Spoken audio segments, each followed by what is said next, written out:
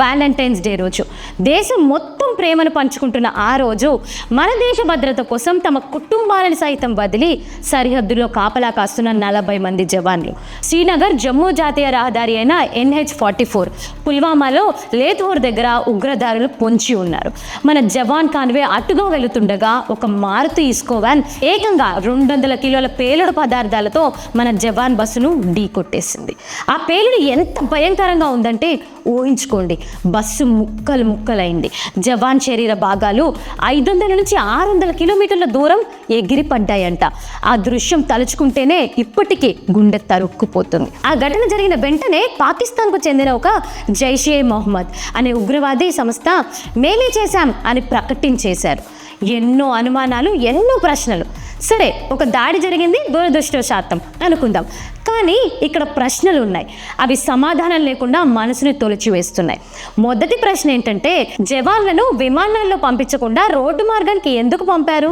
అది ఒక్కసారి 2500 మంది పైగా జవాన్లను 88 బస్సులలో కాశ్మీర్లో పరిస్థితి ఎలా ఉంటాయో మనకి తెలుసు.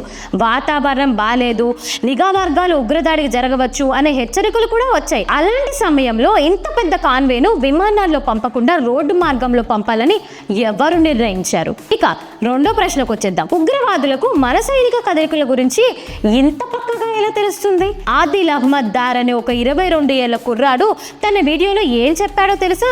నాకు పక్కా సమాచారం ఉంది, ఎక్కడ ఎప్పుడు ఎలా దాడి చేయాలో నాకు ముందే తెలుసు అని ఎలా ప్రకటించగలిగాడు?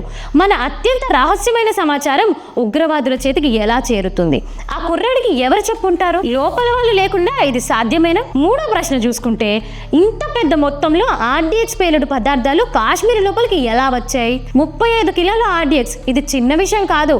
కాశ్మీర్లో అణువణువున నిఘా ఉంటుంది. అత్యంత సురక్షితమైన ప్రాంతంలోకి, అది కూడా ఒక్కరి సాయం లేకుండా ఇంత పెద్ద మొత్తంలో పేలుడు పదార్థాలు తీసుకురావడం ఎలా సాధ్యమైంది? ఎవరైనా లోపల నుండి వారికి సహాయం చేస్తున్నారా? ఈ RDX ఎక్కడ తయారవుతుంది?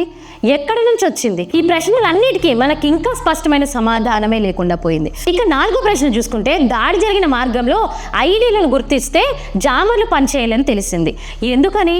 ఇదొక సాధారణ నిర్లక్ష్యమా, లేక కావాలని జామర్లు పనిచేయకుండా చేశారా?